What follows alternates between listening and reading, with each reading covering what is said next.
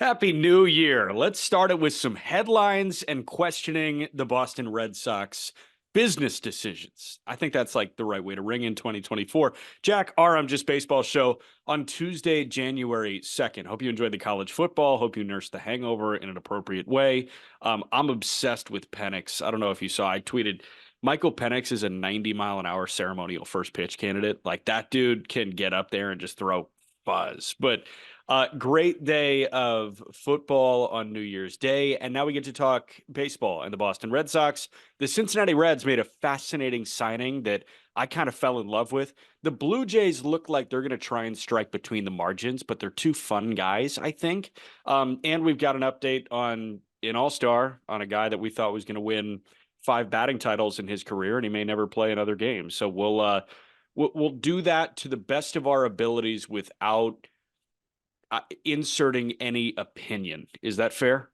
Yeah, yeah. I think the objective opinion is if what he did or what he was accused of is actually true, it's bad. Very, very, very bad. And Yes, it's yeah, like and I'm not a legal expert, and yeah, so that you're coming to the wrong place if you want like a Wander Franco like case breakdown. But we'd also be like we wouldn't be doing our jobs if we just pretended it didn't exist. As much as I'll be fully honest, I'd love to just pretend it's not happening and just ignore it. Like you can't either, yeah. because you have to acknowledge these horrible things too. And I've seen a level of frustration from baseball fans that it hasn't been covered a ton by a lot of the bigger names. But I think you also have to realize that you do have to wait and get the details, and charges have to be filed. And also it's not even a legal proceeding in our country. So there's a lot of different things that we're not used to that we might not be as familiar with. And it's just one of those things where you got to let it kind of play out a little bit longer. But the good news, if there is such thing as good news, is if there's finally something moving forward here, and we're finally getting a little bit of clarity. Before it was just like, hey, we can't find Wander and we don't know if there's charges being filed and we don't know what the deal is. So at least now there's a process starting to, kind of push forward here, and, we'll see how it all shakes out. Yeah, that'll be the second to last thing we do. Last thing we do will be play GM for the Miami Marlins, who are going to be interesting. And I know that you're very excited to do your hometown team, your childhood favorite. And you're going to make them contenders this year. And you're going to have them payroll over 200 mil, right? Yeah. I was going to say the one thing, Peter Bendix must be thrilled that he doesn't have to deal with that situation now and can go somewhere else. Yeah, I mean, it's crazy, but I do think it's going to be fun to unpack the Rays or the Marlins situation. I almost call them the Rays now because I think they're going to try to behave like such. So that'll be an interesting conversation to have about where I think they're going based on as much as I've been able to dig in as possible. Yeah. Hey, you recently just taught me about the Florida Keys before we get into the baseball thing, and it's one highway in the middle of the ocean. Is there land? Like, are there Shell gasoline stations? Are Yeah. there like restaurants and Yeah. shit on the side? Or at some points, is it like bridge with cars and water on both sides and you Yeah. can't see So anything else? you go from each key, like there's sometimes like a gap between each key, and each key is like a little bit wider, has a little bit of space on it, and that's where you get like enough room for I'd say some houses on each side, maybe a road or two in those Shell gasoline stations, whatever it may be. But then in between each key, it's legit one lane in the middle of the ocean, and it's the coolest thing in the world because you look to your left, look to your right, and it's just endless ocean, and you're just cruising down. Cars coming one way, the other way. You're going one way, the other way. So 2 lanes technically. It's a nightmare if there's an accident. So I always leave like early in the morning. But I Yeah, grew up going down there fishing trips with my dad, so it was good to get down there for the new year and just take it easy. that's so cool. Damn, Yeah. we've got If nothing you like map that it, in it's like Chicago. crazy, like how close you are to Cuba. I'm like, I want to go so bad. I've never been before, but you can literally see on the maps, like it's insanely close when you're at the bottom of the Keys. Yeah, Cuba is not. It's not number one on my list. Number one on my list right now is go to a game in the Tokyo Dome. Like that's That's number up one there on the for me. bucket list. I have to do that. But Cuba is up there too for me. I knocked off the Dominican, which was awesome in the Dominican Winter League. Again, like I talked about it all the time in December. But if you have the opportunity to go down for the Dominican Winter League, just do it. You will not Yep. regret it. Baseball in its purest form. Yep. All right, sweeping question. What are the Red Sox doing, Aram? Speaking of the Rays, I think we've got another Rays-esque team over here now. It's interesting, man. It's funny because you and I were joking when I was talking about the keys. You're talking about what you're doing for the weekend. I'm like, all right, I'm gonna try my best to like just not really be that dialed in. And I thought I did a pretty good job. I was just drinking some beers on the boat, relaxing, fully not pulling the phone out as much as possible. And then that Chris Sale trade goes down. Yeah. And you get Sale going to the Braves, which is insane in its own right. And then of course the breakdown financially, which I know you're going to have, and just the entire exchange there. That, look, in a vacuum, I don't think it's a bad trade. I actually think it makes sense for both parties. Yes. But we don't analyze major franchises in a vacuum, especially the Boston fucking Red Sox. And this trade, I think, reinforces everything that has been reported about the Red Sox this year. And that is that they are going to only make moves when they clear up some money, and that they're operating like I wouldn't say small market team because their payroll is still quite high, but they're operating like a careful team, a team that is very focused on finances. And that's unfamiliar territory for one of the most historic franchises, one of the most well-supported franchises in our sport for the last 100 years. So the way that I kind of view them is that they're operating like the Houston Astros when they should instead be operating like the Mets, the Yankees, well, the Mets recently, the Yankees and the Dodgers. I think the Cubs should be operating like the Yankees and the Dodgers as well, and the Red Sox most years.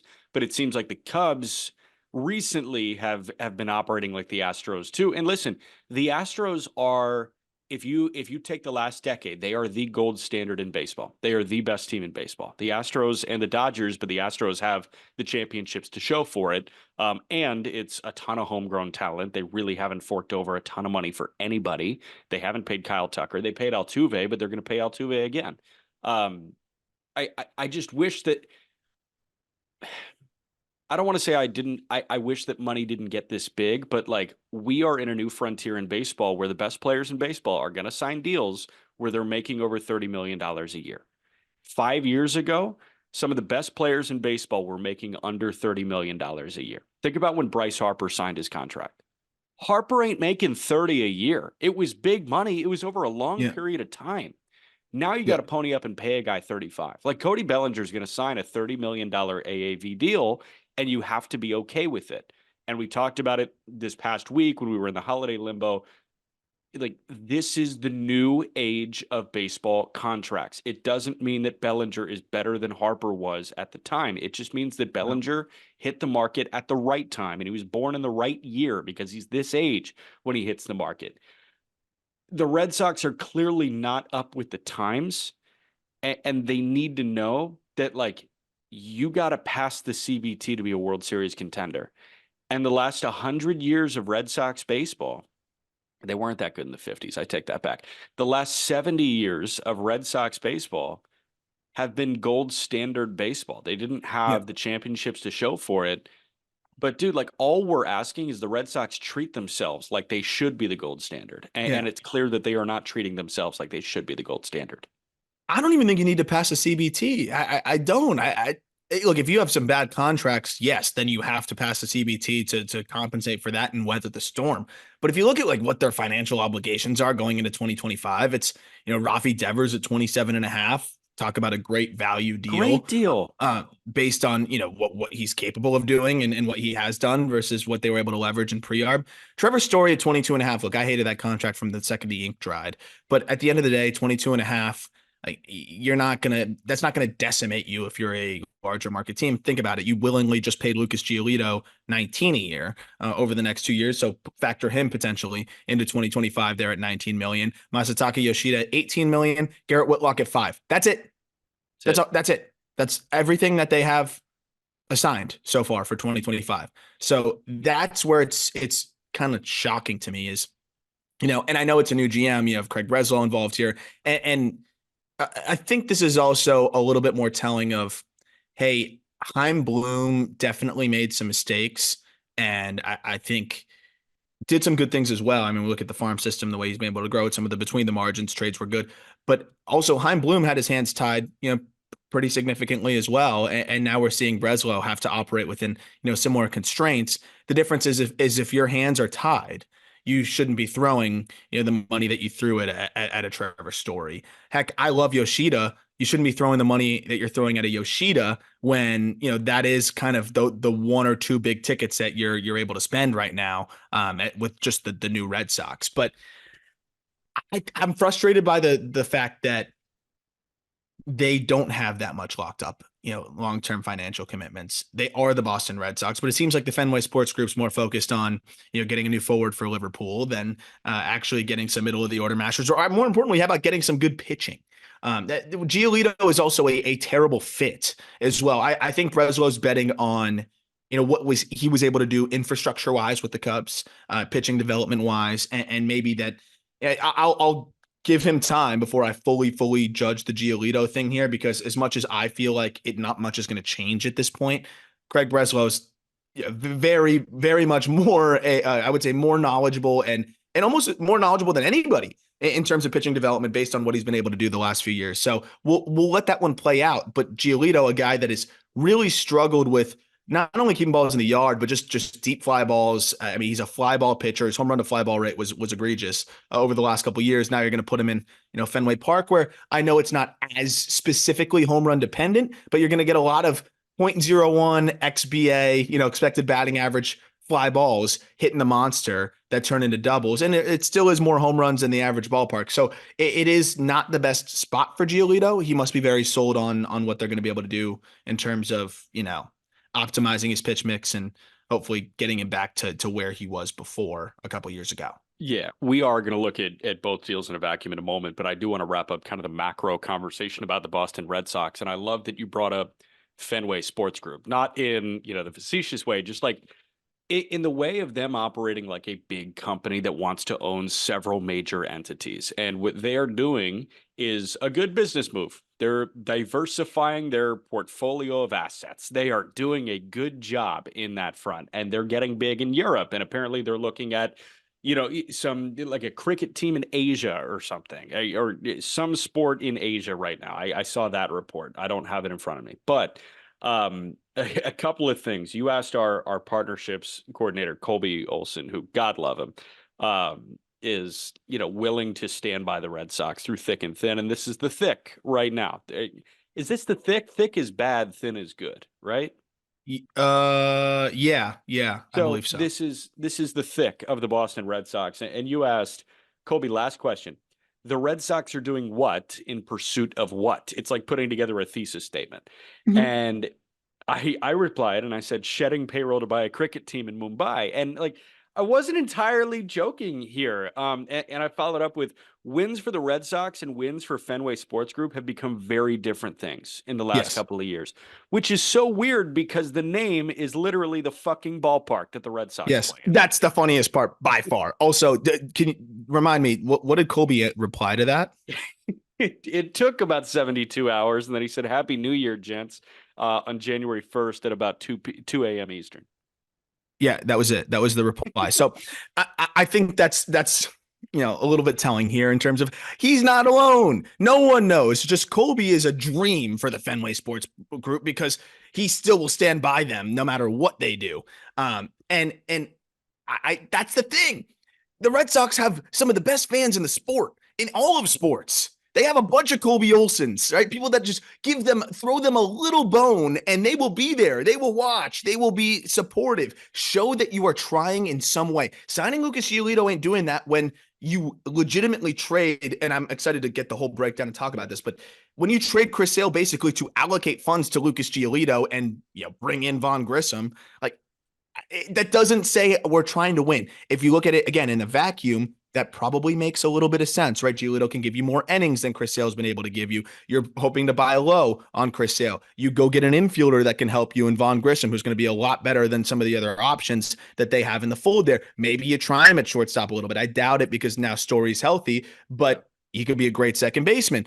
They also just needed a bat. So I get it from that respect, but it's just one of those things where it's hard to sell fans that are very, very much in Boston, I think, expecting a team to compete or at least try to win a championship every single year. It's hard to convince me that the Red Sox are trying to win a championship. And when you look at what they've been doing the last 2 years, right, finishing last, not totally tearing it down, because I understand they would never do that, but Yeah. they're just signing up for purgatory at this point. I know Breslow's probably feeling things out, but I think ownership's already restricting Breslow. And I think there's a reason why not a lot of people wanted this Red Sox job. And I think Breslow probably saw it as a fun challenge. He probably realized, hey, I'm not going to get a GM job in anytime soon in Chicago. It's pretty locked up there. My pecking order where I'm at is going to be the same here. Here's an opportunity for me to do more of the same. Right, the Cubs haven't been giving me a blank check, and I've been doing good things. I'll do the same in Boston, and really solidify myself as one of the best execs in the sport. Maybe he does that, but I think Breslow, I wouldn't be surprised if he comes home at night and he's like, "Oh man, it's a little bit more restrictive than I thought it was going to be," and that's where I'm interested to see how they maneuver here, because yes, Heim built the farm system up a little bit. It is stronger, but they still don't have any pitching. When you guys traded Wilkelman Gonzalez for, what was it, Max Kepler? Like, that Kepler. shouldn't be a trade that matters at all. You did that in the Playing GM episode. Like, you shouldn't be thinking twice about Wilkelman Gonzalez. Like, it's just not. He's a fine prospect, but I was like, no, you can't move that guy. He's like your only other pitching prospect. Like, that can't be the case. Like, it just can't be the case. Richard Fitz, who they got in the Verdugo swap from their most arch rival Yankees, is one of their best pitching prospects. Like, they have a lot that they need to rebuild infrastructure wise. So if you're not going to tear it down and you're not going to spend at the top either, what are you doing? And I think we're all waiting to find out. I don't know. Real quick, Breslow's vacated job has been filled, and I want to shout out Jason Kanzler, who is the Cubs' new director of player development. Ryan Otero, pardon, was promoted to the team's new director of pitching after Jared Banner had worked as the VP of player development. He got promoted to an AGM role. That in turn created an opening as the VP of player development, and Jason Kanzler took it. 33-year-old Kanzler retired from playing professional baseball in 2015. I met him in 2018 when he was like an assistant coach, the assistant hitting coach for the Brewster Whitecaps in Cape Cod.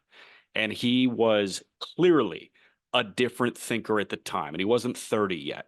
And this guy has spent a couple years with the Astros and their coaching staff. He was in Corpus Christi for a year, I think, and then he went to the big club and he was in the dugout there. And now he's the VP of player development at a top 3 brand in Major League Baseball. He is awesome. Cubs fans should be elated. He thinks about the game in such a unique way, in a new school way. He has every tool in his toolbox you could possibly ask for. And he's got the mentality, he's got the mindset to sift through and find the right thing for the right player. Not every pitcher is going to be on the driveline program. He knows driveline. Like, that's his thing. He has become a sponge, and I'm so excited to see the steps that the Cubs take with him as the VP of player development. Nice. That was my quick plug on Jason Kanzler. Yeah, like it was, it wasn't just like shedding 10.5 mil, because they are paying the Braves 17 mil for taking on Chris Sale, but it was shedding 10.5 with Sale, and then it was decreasing the ARB number ever so slightly by effectively swapping Alex Verdugo for Tyler O'Neill, and then it was DFAing Luis Urias so you don't have to pay him in arbitration. Like, there are a lot of moves that are slowly bringing down the payroll step by step on the ladder. But let's start with that Sale trade, and then we'll do the Giolito signing. The details of the Sale trade are Chris Sale and $17 million go to Atlanta in return for Vaughn Grissom. So that deal effectively for Atlanta is they owe Chris Sale $10.5 million in 2024. Then they have a club option at 20 that they can pick up or send Sale into the open market at 36 years old. They gave up a really good prospect. If he still had prospect eligibility, Vaughn Grissom is top 30? Yeah, it's a great question, honestly. He's obviously a top 100 prospect. I don't even know. He was it's so been, good a little bit. I feel like I almost didn't watch the guy for a minute last year because of, why am I going to tune into a blocked AAA player? But he's definitely in that range. You know, he's obviously a comfortably a top 100 guy. From the Braves' perspective, you extended Arcia. Orlando Arcia was the shortstop for the National League. He was the starter this year. You can figure out the shortstop position. It'd be great if they had Dansby Swanson, but they don't. Um, I thought this was a great deal. They moved a guy that was blocked. There was no path to playing time in 2024 if there were no injuries. And in turn, they get a guy that can punch out 11 per nine. And they get a guy that was not too long ago on a Hall of Fame track. And I think it was an inarguable Hall of Fame track. Like that guy's stretch in Chicago was literally on par with Pedro when it came to 10 strikeout games. This guy was auto freaking matic and a consistent top 5 pitcher in baseball. They're betting on health with Sale. $10.5 million is a great price to bet on health, I think. That's exactly what I was going to say, because, you know, would you rather have Chris Sale at $10.5 million, or would you rather have Frankie Montas, who we're going to talk about, at 16 million? Well, Luis Severino got what, 13, 14, Gibson at 11. Yeah. Lance Lynn around what, 12, 10. Like they're all in that range, right? Who would you rather have? All of those guys for either the same or slightly more, or actually significantly more, or Chris Sale, though older than most of them, and not obviously some of the Cardinals guys, but older than some of the younger bounce back guys, Severino and Montas, but also way more of a track record. Also, you could argue better numbers than both of them in a shorter spurt last year. 102 innings, he still struck out 11 per nine. Also, The ERA was like that's sneaky a thing. Also, yeah. a lefty. They needed another lefty. Yeah, and here's the thing. I hated the idea of Chris Sale being the potential ace or co-ace of a Red Sox team that, you know, wants to win ball games in 2024. Yeah. I love Chris Sale, the basically 3 or 4 starter for the Braves, who are hoping to win a World Series in 2024, right? Like that is totally different to me. And in a market that we've just, you know, described so frequently as just bonkers, where you got to shell out $16 million a year for a bounce back candidate of Chris Sale's caliber, to get him at 10 is one thing. Then the other side of it is, if this guy does bounce back, which is very possible, you have an option for 20 million in 2025 that, you know, I think if this trade ends up being successful, you're probably picking that up, right? If he's anywhere sub 4 with good strikeout numbers, they're probably considering it. Even if they turn it down, like, I get it, but at least they have that option, which is interesting. There's a lot of escalators in the contract, but there's also a lot of deferrals, and I don't know where it all shakes out exact dollar value wise, you know, what they have to pay now versus later with the deferrals. But regardless, it's $10 million for Chris Sale. Yes, you have to add a Von Grissom, which does make it more quote unquote expensive than what these other franchises are giving up, because Von Grissom's worth more than $6 million. If you were trying to put a price tag on, you know, the value of a prospect or a young player like Grissom.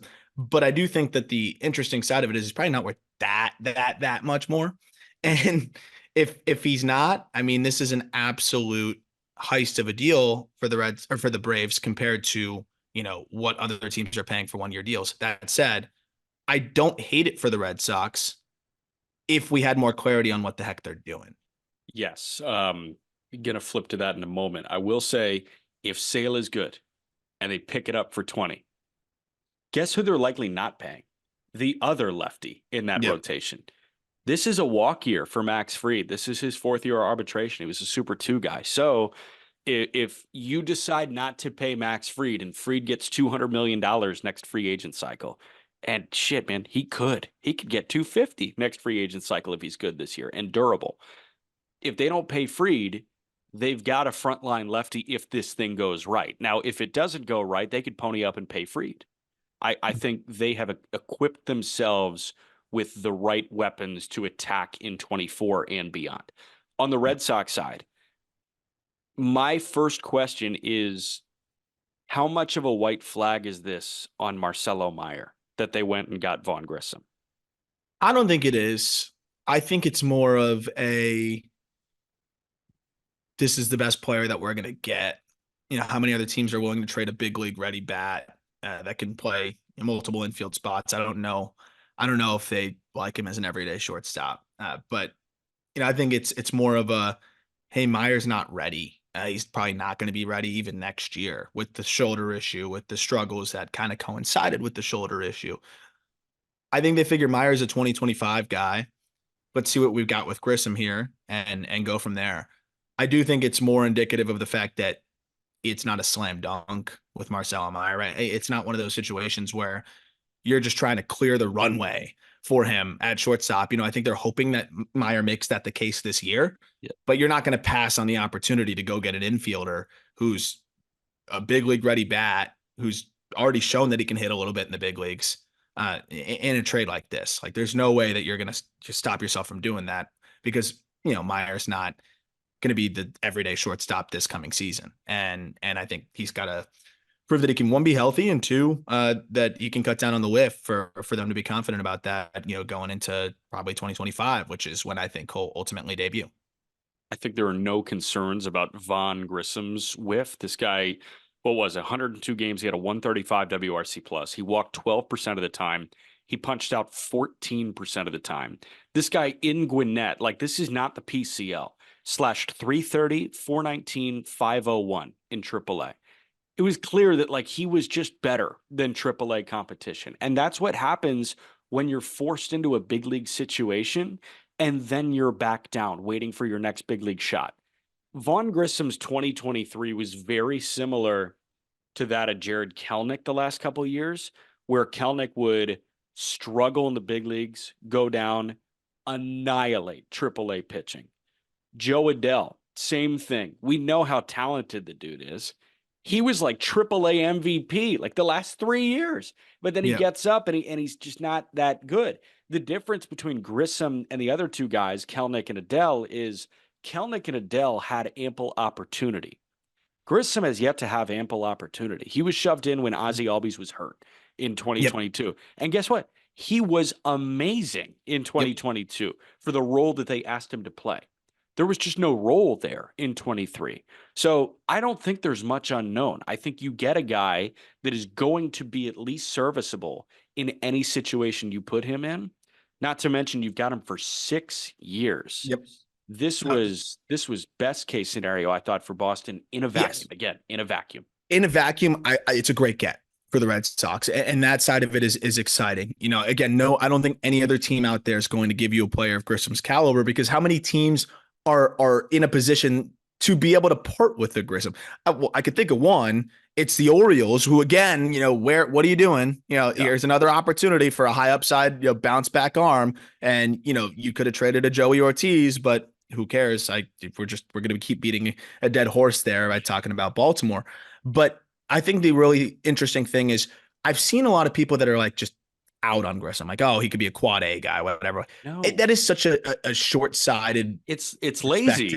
I think it's lazy because you're fully disregarding, one, the fact that this guy was his age 22 season last year. Two, the fact that he was so talented and polished that the Braves were in a pinch and they said, hell, let's bring this guy up from Double-A. And not only Double-A, he had only played 22 games there. He was 21 years old in 2022, played 74 games in High A, where he posted a 146 WRC plus, walking as much as he struck out. They bump him up to Double in those 22 games in Double-A in the Southern League, striking out just 14% of the time, hit 363 in that stretch. And then they bring him up to the big leagues, and in 41 games, yes, some good batted ball luck. I don't really care. He's 21 and skipped AAA and pretty much skipped Double-A too. Put up a 121 WRC plus. So he's trying to focus on defense. He's trying to prove that he can be a shortstop. He doesn't quite make the defensive strides that an Orlando Arcia did, who is a vet and is a very solid defender. So he's a little bit blocked. His playing time sporadic, and he doesn't put up great numbers in 23 big league games when he was up and down. But again, as you mentioned, absolutely tore through AAA in his age 22 season. Almost any other prospect in his position would have still been going through the minor league ranks, and he would have been putting up video game numbers, and he would have been considered, as you mentioned earlier, one of the top prospects in the game.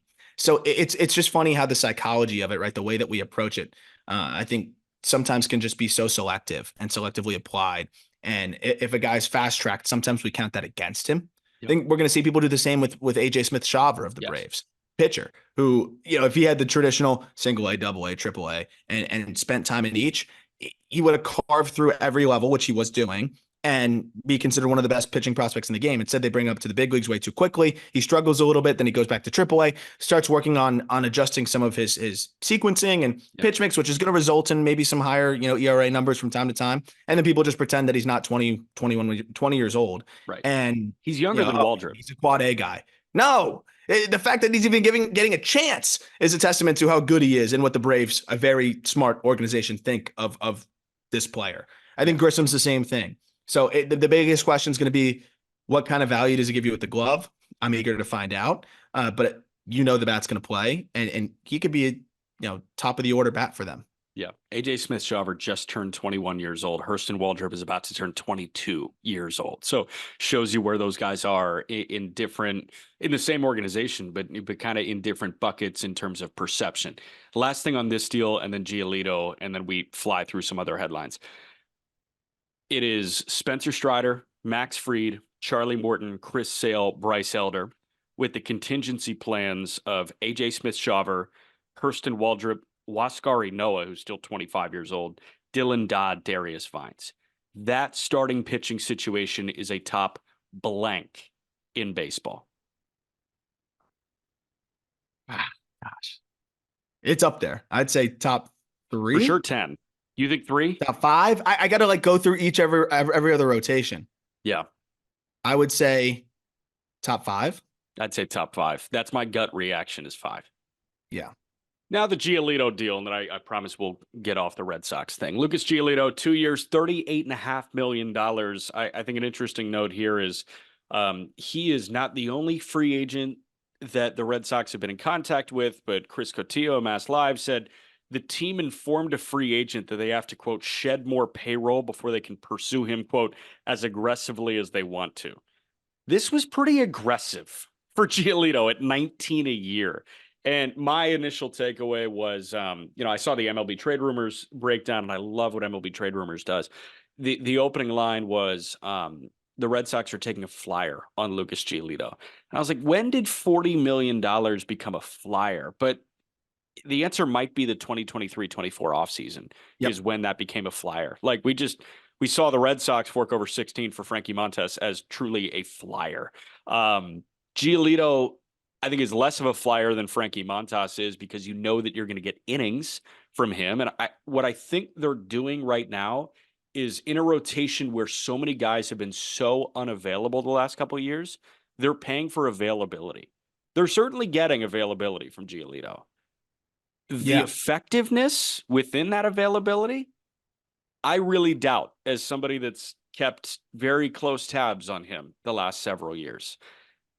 The amount of middle changeups I've seen in the last 2 seasons have been absurd.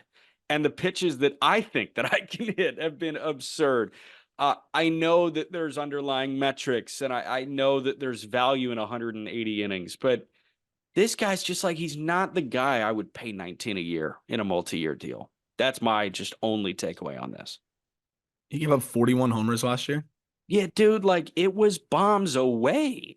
Yeah. I don't know if a lot of people understand how bombs away it was at points. And there were starts where he looked strong. There were starts where he could get through 6. But I know other White Sox fans can back me up on this. Like, there were starts where it felt like it was over in the first inning. Oh, Lucas doesn't have it. Like, this might get ugly.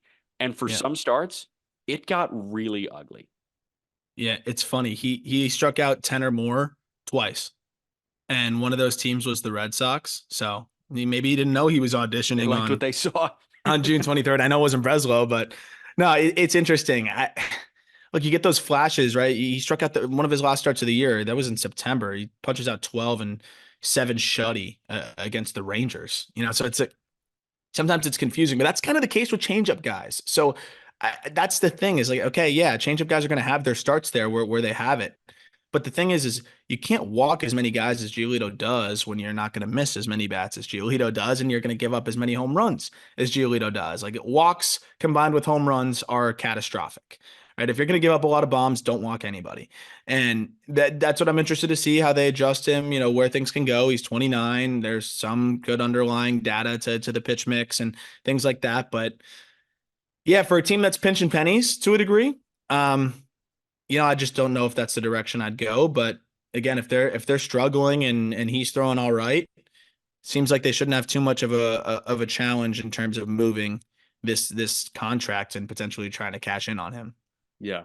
Lucas Giolito had as many outings allowing 7 or more earned runs as he did scoreless outings in 2023.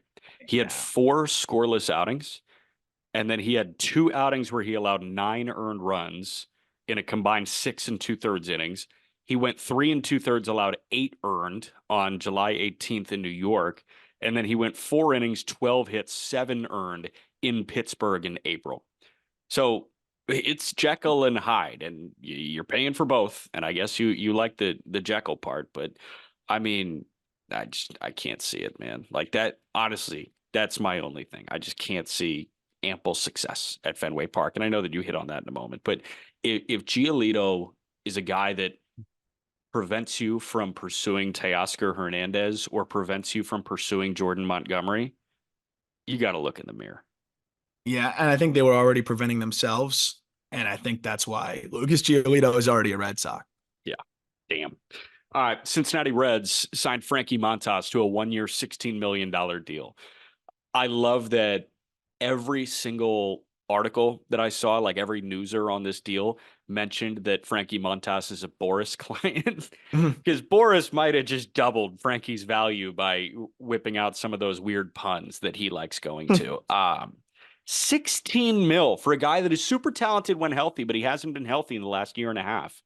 I mean, like the Yankees got nothing from Frankie Montas. And when I say nothing, I'm not being hyperbolic. They got almost nothing. I don't have the numbers in front of me. I wonder how many innings he threw in a Yankee uniform.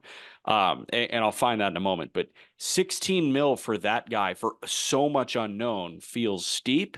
Having said that, I would be kicking myself a lot more if it was a team that wasn't the Reds that did it. The Reds have now provided themselves the opportunity to try this because they have so many safety blankets.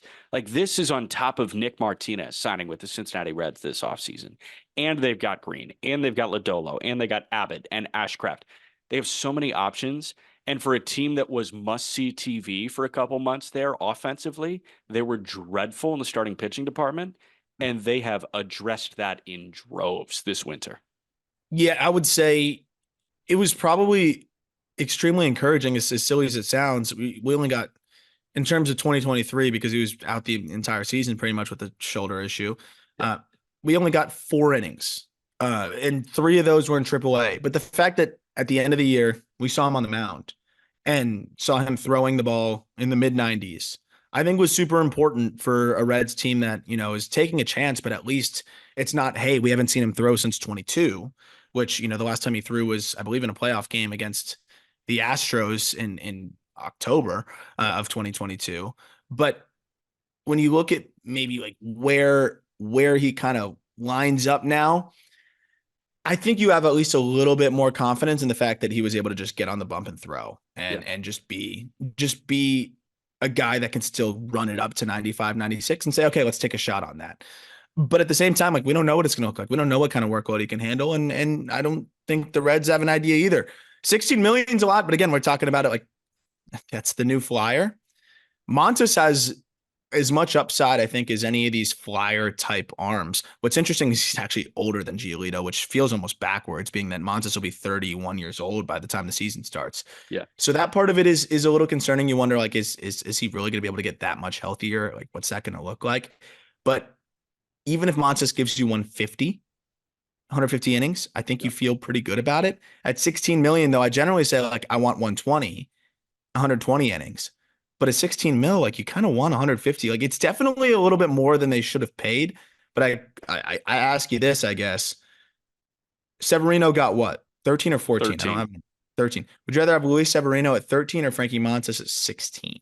I'd rather pay Frankie Montas considering that there hasn't been bad in the last couple years. Like Sevy, there's been bad with him. 2023, it was like, oh my gosh, Sevy's cooked.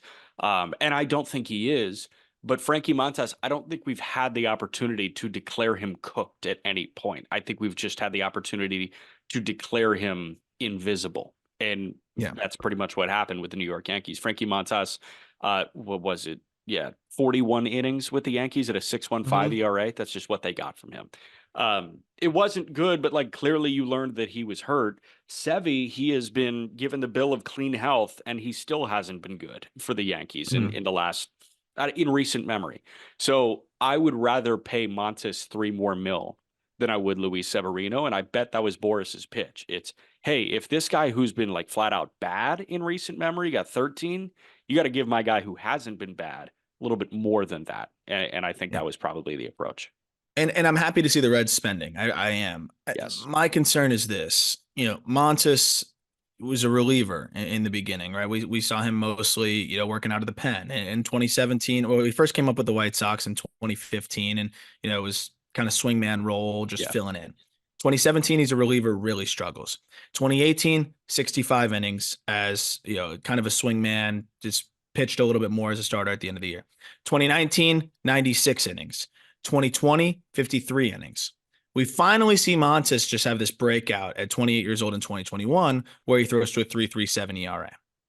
That's great. I think that guy's in there. My concern is that's the 1 year we've seen Montas throw a lot of innings. Yeah. He tries to follow that up in 2022, of course, the year he was traded to the Yankees, and throws 144 innings, but with injuries scattered in between. And then, of course, us not seeing him in all of 2023. My concern is we saw him ramped up once. And also they did not ramp him up very smoothly. We saw him ramped up once. And the result was an injury-plagued 2022 and no 2023. I know that I'm not a doctor. I don't have MRIs. Obviously, they would have went and done a physical and looked and liked enough of what they saw. But just that buildup of, hey, most innings I've ever thrown, hey, haven't been the same since. And it's not like, oh, he threw 180 innings after throwing 140, 150, 160. He threw 187 innings after throwing 53, which came after a year of his career high at 96 at the big league level. And I know that you can add in some minor league innings too, but it's still going to be essentially almost double, what he's ever thrown. That part is concerning to me. But, if we can remove the injury speculation and assume that the Reds, have medicals and have way more information than I have other than chronological fucking innings numbers, right? Then you can look at it and say, okay, if this guy gives you a low fours and is a solid arm for you, you are thrilled with that if you're the Reds, because you didn't have to trade prospects for an arm. You didn't have to go sign someone for 150, $200 million. And he could give you some good value. And I still think they're going to go make another move. I think this is the supplement move to maybe one more impactful arm that they're going to get. Now, what I will say, I don't know if they have another starting pitching move in here. I think India makes a ton of sense to just flip for a starting pitcher and add to that. But I think they already have a 6-man rotation right now. And I ask you, what's the feasibility of them going 6 to protect Frankie Montas, to protect Hunter Green, who's dealt with some nicks, to protect Nick Lodolo, who's clearly injury prone at this point. As of right now, they can run out a 6-man rotation of Green, Lodolo, Ashcraft, Montas, Abbott, Nick Martinez, and I'm not accounting for Connor Phillips or Lyon Richardson, or hell, Levi Stout was starting games for them. I don't think Stout is in that conversation with those other guys. But I just named you 8 viable big league starters. I think they can get creative with getting 120 good innings out of Frankie Montas and it's still being worth it.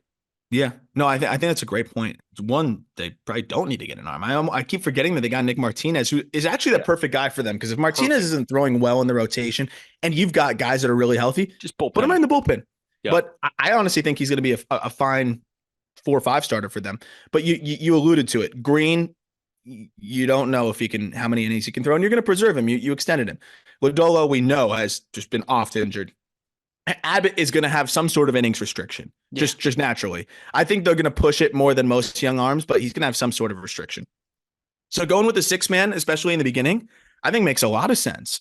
And that's why I think with where they're at now, maybe it makes more sense. Just you were never going to get a starter for India. Trade India for a reliever, and that could be kind of what helps you bolster that entire pitching staff. But yeah, I think they're in a really good spot. If Montas does not pan out, it sucks financially, but you have a bunch of other volatile arms. And I think they just added one more high risk, high reward arm in here and said, if 3 of them pan out, if they don't need all of Lodolo, Montas, I would throw Ashcraft in there Yeah. and Green. They don't need all of them to pitch healthy and to the best of their ability, but if 2 or 3 do, they're in the hunt. And and I think that's what they're hoping by just adding another similar type of player, maybe a little bit more, I think, risk, obviously, Yeah. but a similar type of player into the fold, on top of Connor Phillips, who could also be a rotation piece for them. We just talked about him on the call up as a guy that has middle rotation upside. It's Yeah. just, will he command the stuff enough? But that's definitely another option. Right. Yeah, and I think every team in Major League Baseball has a contract that they could look at by July and be like, "Oh, that sucks." But hey, that's not new for the Reds. Like they just paid Joey Votto 25 mil last year, and I know that a team leader and all that guy was not like performing to a $25 million standard. So everybody's got bad money. This is an opportunity for bad money. I don't think they're going to look at it at the end of the year. Couple quick things, and then the Marlins to wrap. Ben Nicholson-Smith of Sportsnet said the Blue Jays are showing, quote, strong interest in Jock Peterson. And Enrique Rojas of ESPN said the Blue Jays have, quote, taken the lead in the bidding for Yariel Rodriguez, that Cuban right-hander that was pitching in the NPB. He didn't go back to Japan. We kind of talked about that. That comes after signing Isaiah Kiner-Falefa for 2 years, $15 million, and Kevin Kiermaier for 1 year, 10.5 million. I don't like the first two. The second two, I'm starting to really perk up. Like, obviously, Bellinger was best case scenario. I don't think they're in the bidding for Cody Bellinger. But if they run out an outfield, a 4-man outfield / DH of Varsho, Springer, Kiermaier, and Jock Peterson, it's way better than the situation they had last year, way better than the situation they had coming into this season. And Yariel Rodriguez providing the somewhat like plan B if Manoah doesn't work out and fortifying that rotation fully. I think these two, if they do convert on these two, would be huge ads for Toronto. And I kind of changed my tune on them. I was getting negative. Well, I got negative because I assume that, and never assume, right? I guess Makes that's an ass out of you and me. I said, just made an ass out of myself. I figured the signing of Kiermaier implied no way we go get a Jock. And I specifically named Jock when I was ripping the Kiermaier move, is like, that's a guy that I would much rather you go get. But if they see it as, okay, Danny Jansen's not our DH, right? Okay, he's our backup catcher. Or he's going to take over for Kirk if Kirk just continues to just be a bowling ball back there. I feel like that makes sense then, right? Okay, he's the DH and he's probably rotating with Springer. They're going to want to keep Springer healthy. So Springer's probably going to DH, I'd say 30, 40 games. Who knows? I'm totally speculating. He should DH at least 20, 30 games as they try to preserve him and keep him healthy. Jock, not a great defender. You probably want him mostly DHing, but you don't care if he's out there for 30, 40, maybe even 50 games.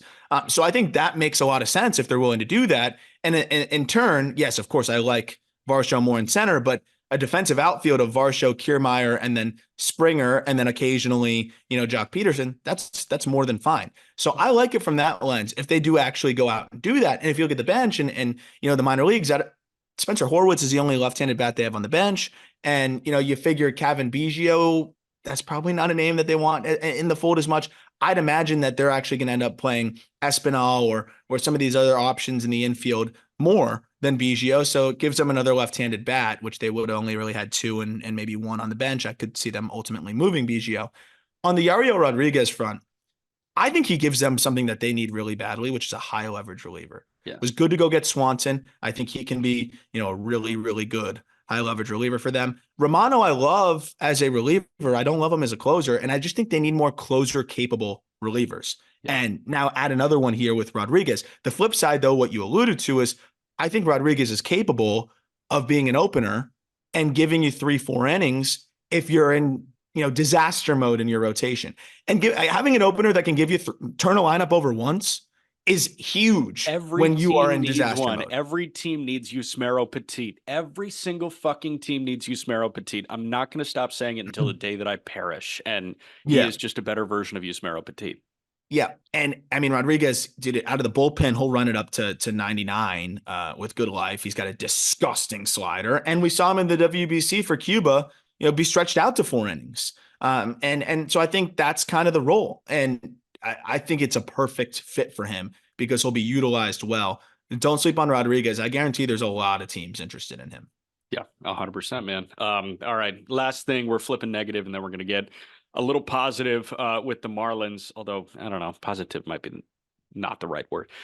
The negative is Wander Franco was arrested in Puerto Plata, which is north end of the Dominican Republic, on Monday. His arraignment proceedings are expected to happen within the next day or so. So we should get more updates on the Wander Franco situation either by the end of Tuesday or beginning of Wednesday.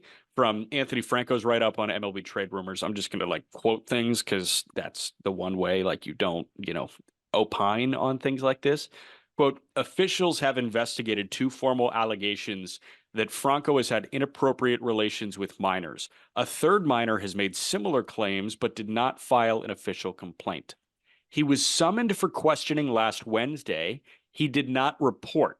That's what he was arrested for. He was arrested for not arriving to his summons.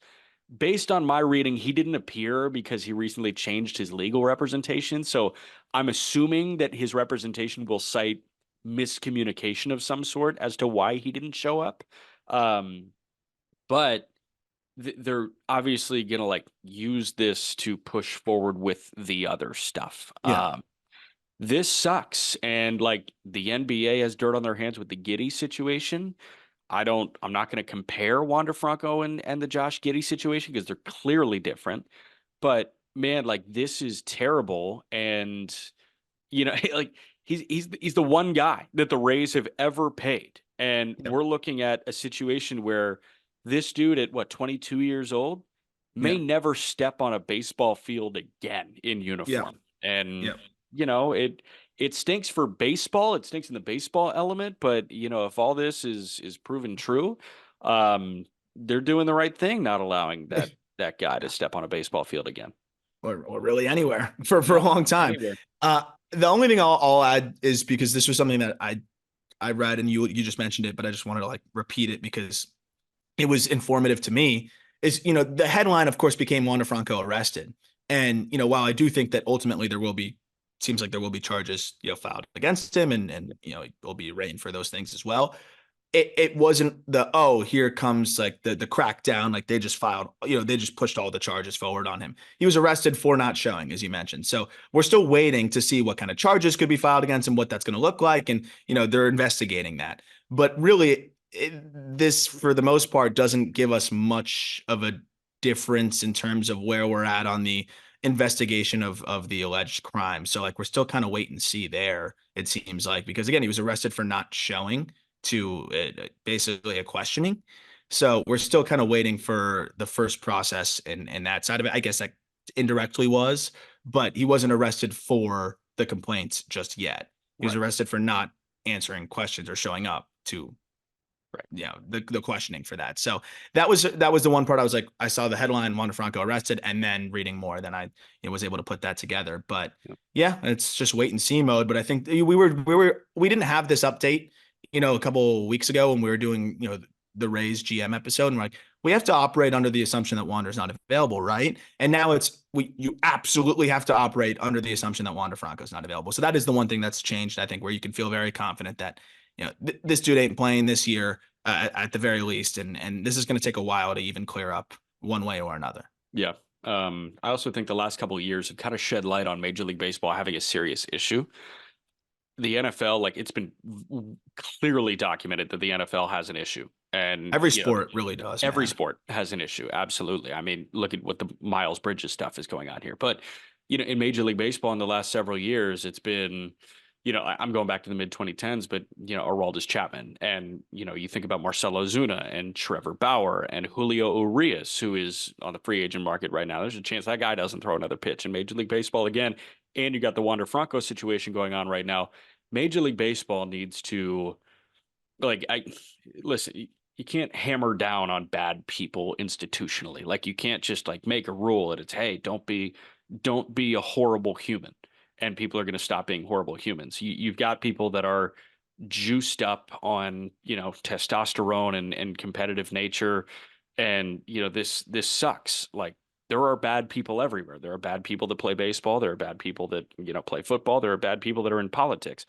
But it's clear now, I think, that Major League Baseball has a serious issue on its hands. Yeah. And the last thing I'll say is, I admire the hell out of Charles Barkley for asking, Adam Silver.